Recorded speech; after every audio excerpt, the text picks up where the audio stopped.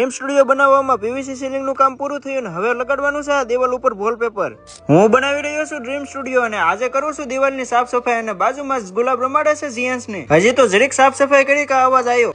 હાલો તો હા બોલો ને મેડમ. આમાં જોવો તો કઈ દવા જીયાસ ને કેટલી પાવાની છે. આમાં તો ડોક્ટર નકરા લીટા જ કર્યા છે.